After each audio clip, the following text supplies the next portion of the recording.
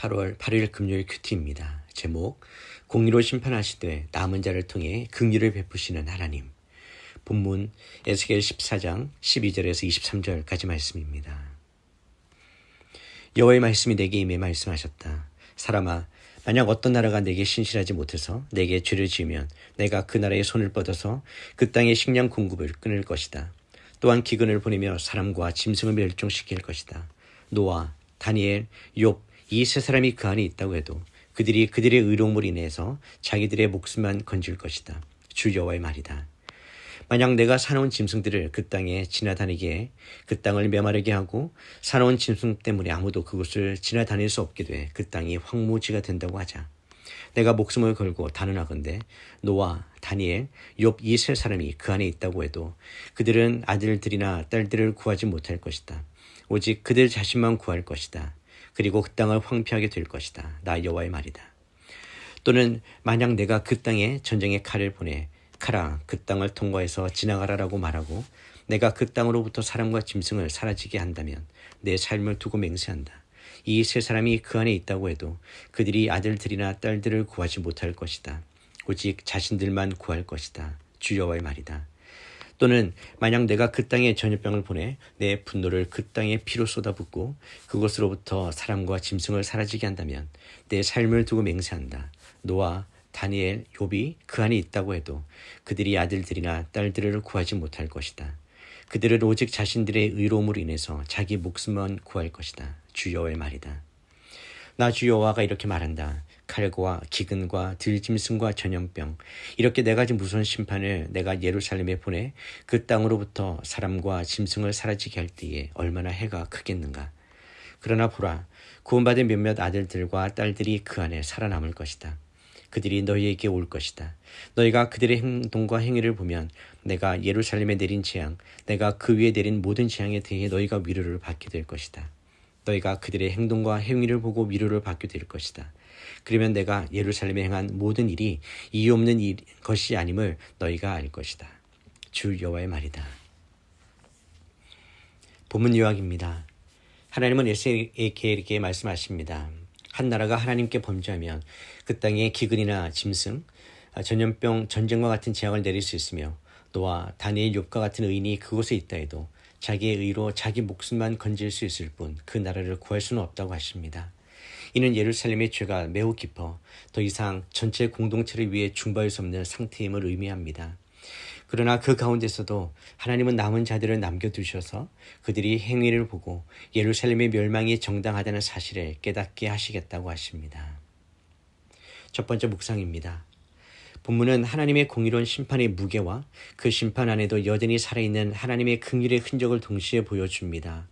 하나님은 땅이 하나님께 범죄할 경우 기근, 들짐승, 전염병, 전쟁 같은 대표적인 재앙을 내려 심판하신다고 하십니다. 이 심판은 우연이나 자연 현상이 아니라 하나님의 거룩함에서 나오는 정의의 표현입니다. 특히 주목할 점은 노아, 다니엘, 욥과 같은 의인이 그 땅에 있다 해도 공동체 전체의 구원을 보장할 수 없다는 말씀입니다. 이 세 인물은 모두 극심한 고난 속에서도 하나님을 의지하며 의로웠던 사람들이었습니다. 그러나 하나님의 심판은 집단적인 죄에 대한 집단적인 책임을 묻는 것이며 어느 누구의 의로도 타인의 죄를 대신 감당할 수 없다는 것을 강조하십니다. 이것은 우리에게 경고처럼 들리지만 동시에 복음의 빛을 더 선명하게 드러냅니다. 인간 중에는 누구도 전체 인류를 위해 완전한 대속자가 될 수 없습니다. 그러나 오직 예수 그리스도만이 온 인류를 위한 참된 중보자로 오셔서 십자가에서 자신의 의로 우리 모두의 죄를 감당하셨습니다. 하나님은 오늘 본문을 통해 율법 아래서는 어떤 개인의 의도 한계를 지닌다는 것을 보여주시며 동시에 참된 구원은 오직 복음으로 말미암아 온다는 사실을 보여주십니다. 하나님 나라의 관점에서 볼 때 하나님의 심판은 단순한 징벌이 아니라 하나님과의 관계의 회복을 위한 정의로운 개입입니다. 죄로 인해 무너진 공동체를 그대로 두는 것은 하나님의 사랑이 아닙니다. 오히려 그 공동체가 다시 돌이킬 수 있도록 하나님은 고통의 메시지를 심판이라는 방식으로 전하십니다. 그분의 목적은 파괴가 아니라 회복이며 완전한 심판 가운데서도 남은 자를 남기시는 방식으로 구속사를 이어가십니다. 적용 질문입니다. 나는 죄악된 공동체 안에서 하나님의 공의와 사랑을 동시에 보고 있습니까? 심판을 통해 드러나는 하나님의 목적을 어떻게 이해하고 있습니까? 두 번째 묵상입니다. 본문 후반부에서 하나님은 철저히 심판받은 예루살렘에서조차 남은 자들이 나올 것이며 그들을 통해 예루살렘이 왜 심판받았는지 하나님의 판단이 얼마나 정당했는지를 보여주시겠다고 하십니다.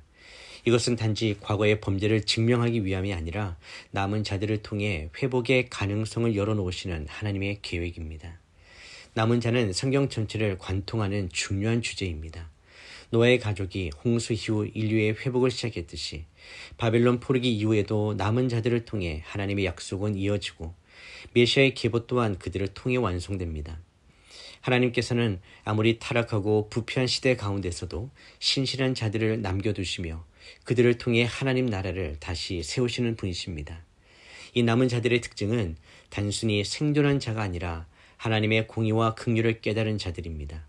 그들은 예루살렘의 죄악을 숨기지 않고 자신의 죄를 포함한 공동체 전체의 타락을 직면합니다. 그리고 그 깨달음으로 인해 하나님을 더 깊이 경외하게 됩니다. 오늘날 우리 또한 이 시대의 남은 자로 부르심을 받았습니다. 세상의 무관심과 영적 무감각 가운데서 하나님의 심판을 진지하게 묵상하고 동시에 복음의 소망을 담대히 선포하는 자가 되어야 합니다. 에스겔을 통해 하나님은 백성에게 그 남은 자들을 보게 하시며 다시는 죄 가운데 빠지지 않도록 하시고자 합니다. 하나님의 심판은 무자비한 징계가 아니라 거룩함과 회복을 향한 사랑의 계획입니다. 그리고 그 심판을 통과한 자들을 하나님은 반드시 회복의 도구로 사용하십니다. 예수 그리스도의 십자가도 심판이었지만 그 심판 속에 모든 인류를 위한 구속의 길이 열렸듯이 우리 또한 심판 후에도 새 생명의 길을 바라볼 수 있습니다. 적용 질문입니다. 나는 이 시대의 남은 자로서 어떤 사명을 붙들어 살아가고 있습니까? 하나님은 나를 통해 어떤 회복의 일을 이루고자 하시는지 묵상해 보십시다. 기도하겠습니다.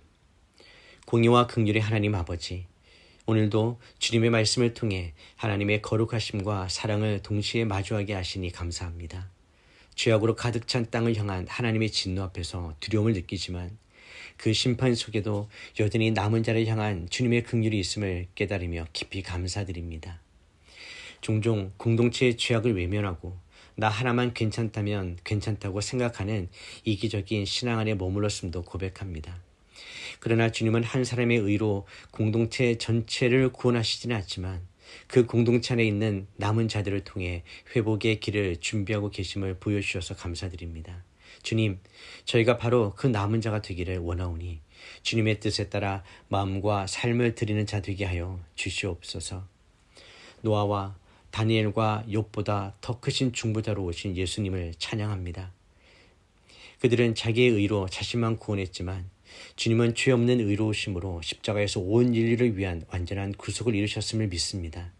그 복음의 은혜 안에서 저희가 살아가게 하시고 하나님 앞에서 겸손히 살게 하여 주시옵소서. 지금 이 시대에도 죄악은 만연하고 공동체는 거룩을 잃어가고 있습니다. 그러나 주님, 저희를 남겨두사 이 시대의 회복을 위한 증인으로 세워 주시옵소서. 하나님의 거룩하심을 선포하고 복음을 전하며 진리와 사랑 사이에서 균형 있게 서 있는 사람들 되게 하여 주시옵소서. 저희들이 이 땅의 남은 자로 살게 하시고 심판이 아닌 회개로, 절망이 아닌 복음으로 세상을 바라보는 눈을 갖게 하여 주시옵소서.